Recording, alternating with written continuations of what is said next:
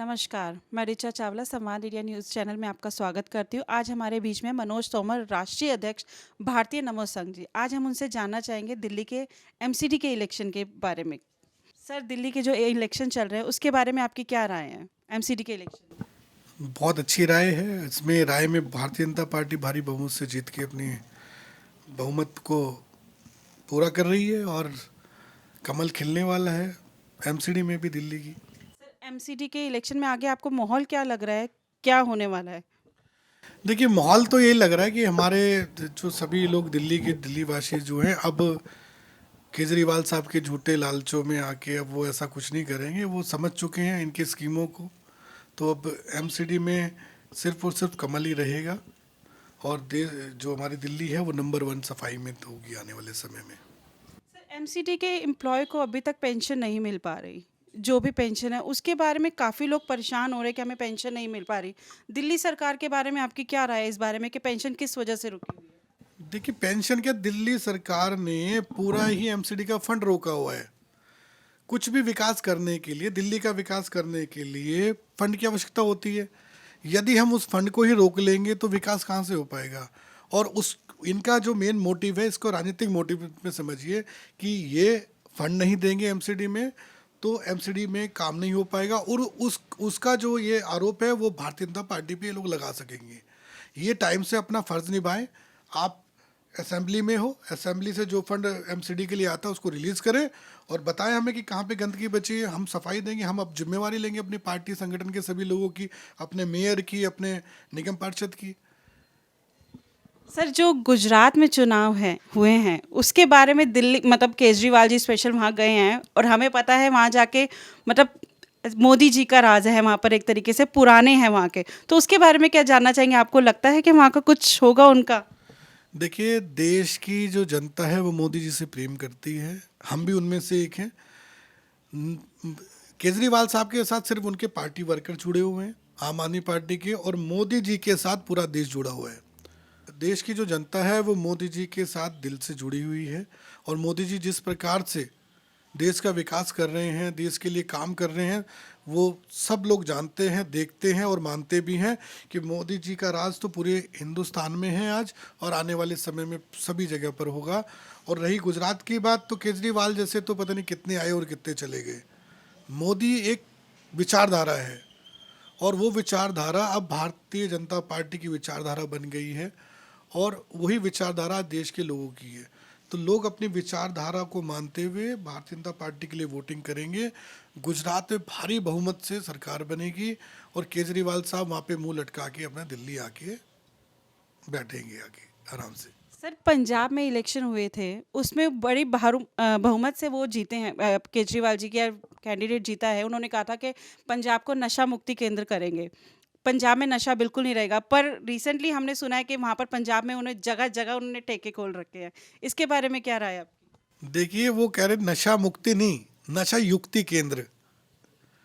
वो उन्होंने पहले जो उड़ता पंजाब था अब उसको युक्ति केंद्र बना दिया नशे का, तो और कारोबार बढ़ा दिया। दिल्ली ही नहीं, पंजाब ही नहीं, दिल्ली में देखिए शराब को एक के साथ एक फ्री देना। इनको अपनी जेब भरने से मतलब है, कोई असली असली नकली जो शराब बिक रही है बिकने दो। और अभी आपको पता है कि सिसोदिया जी पे और उनके पूरे उस पर ईडी और तमाम एक्साइज और कितने डिपार्टमेंट उन पर रेड करे हुए हैं। उनके मंत्री जेल में मसाज करा रहे हैं। तो ये क्या है? ये रंगदारी मांगना, शराब बेचना, ये माफिया वो काम है।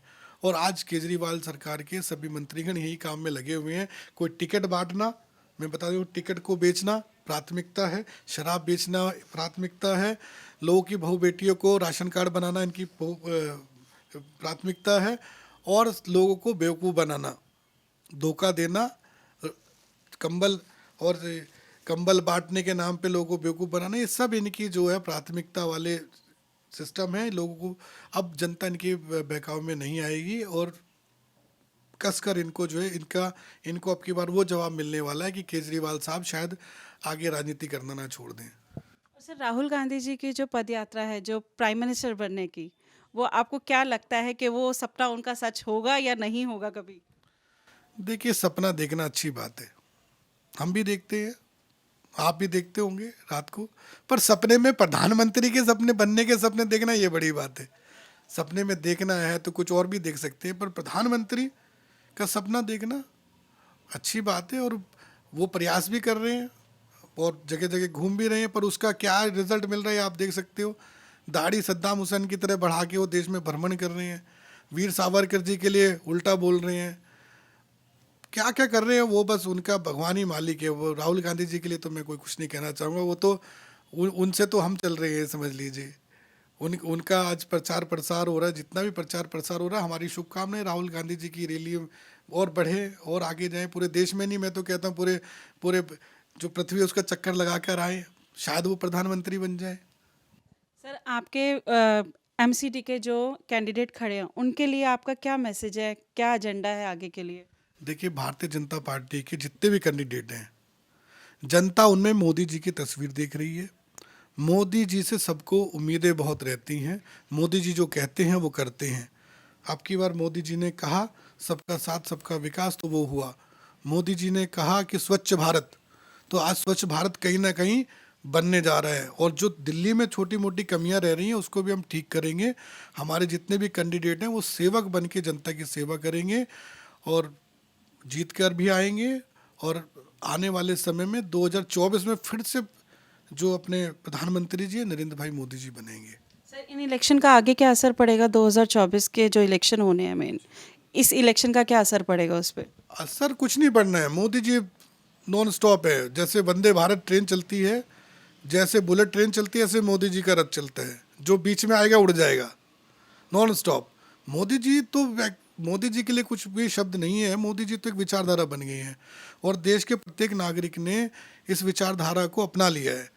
तो मोदी जी तो आइडियोलॉजी हो गए हैं, हम भी उनको मानते हैं। तो मोदी जी के नाम पे जैसे भगवान राम के नाम से पत्थर तिरते थे, आज मोदी जी के नाम से किसी भी कैंडिडेट को हम कहीं भी खड़ा कर देते तो वो पार है, नैया पार हो जाती है। भगवान राम के भक्त है मोदी जी, तो मोदी जी ने राम काज किया, 370 धारा हटाई, राम मंदिर का निर्माण कराया, तो भगवान की विशेष कृपा नरेंद्र मोदी जी पर है। और आने वाले समय में मैं तो चाहता हूँ कि जब तक वो जीवन रहे उनका, जितना भी जीवन रहे, 20 साल 30 साल 50 साल 100 साल, वो उनका सब जो जीवन है वो देश को समर्पित है, और मेरे अनुसार वो प्रधानमंत्री ही रहने चाहिए। यदि इससे कोई बड़ा पद हिंदुस्तान में और संभालने के लिए सक्रिय है तो वो उस पर भी जाए, मेरी ये। सर, जगह जगह हम हुडीज देख रहे हैं जहाँ पर जगह जगह लिखा हुआ है कि बिजली मैं फ्री देना चाहता हूँ, पर हमें बीजेपी की सरकार फ्री देने नहीं दे रही, पीछे से हमारा बिल पास नहीं कर रही जिससे मैं बिजली फ्री दे सकूँ। अब फ्री फ्री फ्री का तो इनका नारा रहता है, फ्री देते कुछ नहीं है। इन्होंने 200 यूनिट क्यों फ्री करी? 200 यूनिट तो बल्ब जलाने से आ जाती हैं, और दिल्ली में आपको पता है कि लोग फ्लैटों में रहते हैं। अगर रोशनदान की कमी है, गली गलियों में अगर लाइट 24 घंटे जहाँ जलती है लाइटें, वो दिल्ली है। घर की लाइट यूज़ करके 200 अगर देनी है तो 500 यूनिट 1000 यूनिट फ्री करो ना, या बिल ही ना। फ्री का मतलब होता है कि आप अनलिमिटेड यूज़ करिए और आप फ्री रहिए। ये क्या बेवकूफ़ बनाने वाली बात है कि 200 यूनिट तक करिए, नहीं तो 200 यूनिट के बाद जो बिल आएगा तो वो डबल देना पड़ेगा। तो ये तो बरगलाने वाली बातें ही, ये जो है आजकल ये देखते हैं कि जनता किस चीज़ से है, किस उसकी नब्ज़ पकड़ने का प्रयास करते हैं, उनको फ्री का लालच दे के देशद्रोही ताकतों के साथ मिलके देश को बर्बाद करने का काम कर रहे हैं। ये भारतीय जनता पार्टी किसका बिल रोक सकती है भला? अब उसका बिल आपने रोका, बिल अगर रोका है तो आपने रोका है एमसीडी का बिल। एमसीडी के वर्करों की तनख्वाह नहीं टाइम पे जा पा रही, आपकी वजह से। जिम्मेवार कौन है? आप है। भारतीय जनता पार्टी इसकी जिम्मेवार नहीं है। भारतीय जनता पार्टी ने तो जो फंड है वो आपको दे दिया है, पर आपने उसको फंड को नीचे नहीं दिया, और आप वाहवाही कर रहे हैं अपने कि मैंने कि भारतीय जनता पार्टी ने काम नहीं किया। भारतीय जनता पार्टी ने बिना फंड के भी काम किया है। आज नगर पालिका में फंड नहीं होने के बावजूद भी कोई काम मोदी सरकार ने रुकने नहीं दिया है। ये परेशान करते आए हैं, हम काम करते रहेंगे। सर, जो पंजाब में धर्म प्रचार का वो चल रहा है सिलसिला, उसका क्या कहेंगे? हमने देखा है कि बहुत से लोग धर्म प्रचार कर रहे हैं, मतलब किसी ना किसी में कन्वर्ट हो रहे हैं। देखिए, ये बहुत बड़ा मुद्दा है, इसके लिए बहुत सारे बुद्धिजीवी लगे हुए हैं। धर्म प्रचार में तो सोचता हूँ कि जो लोग इंसानियत की बात करते हैं उन्हें धर्म प्रचार करके मिलता क्या है?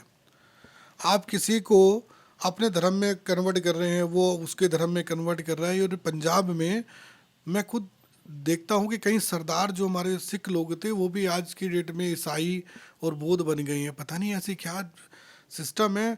और मैं तो अपील करना चाहूँगा कि देखिए हमारे गुरुओं ने, हमारे सनातन धर्म के सभी महापुरुषों ने हमें अच्छाई के रास्ते पे चलना सिखाया है, तो अपना धर्म परिवर्तन कम से कम ना करें। कोई यदि किसी को समस्या है तो वो उसको लिखित में संबंधित भेजे, अधिकारियों को भेजे, हमें भेजे, हम भी उनकी मदद करेंगे। पर ये धर्म परिवर्तन किसी भी चीज़ का हल नहीं है।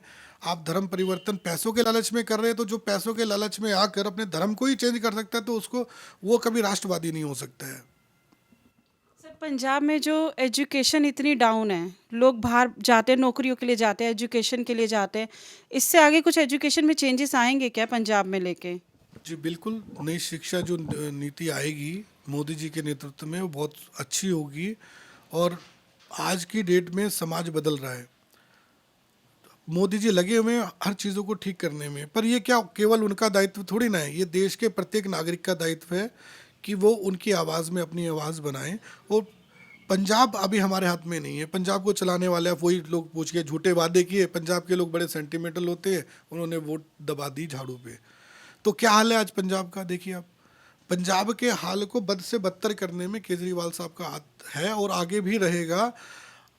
अगर यदि भारतीय जनता पार्टी की कभी सरकार भविष्य में जब बन जाएगी, तब आप देखना वहाँ शिक्षा भी, स्वास्थ्य भी और चिकित्सा भी, सब चीज़ें ठीक हो जाएंगी। मोदी जी आज देखिए जगह जगह पर एम्स, पहले एम्स में चले जाते थे आप, कितनी भीड़ होती थी वहाँ पर।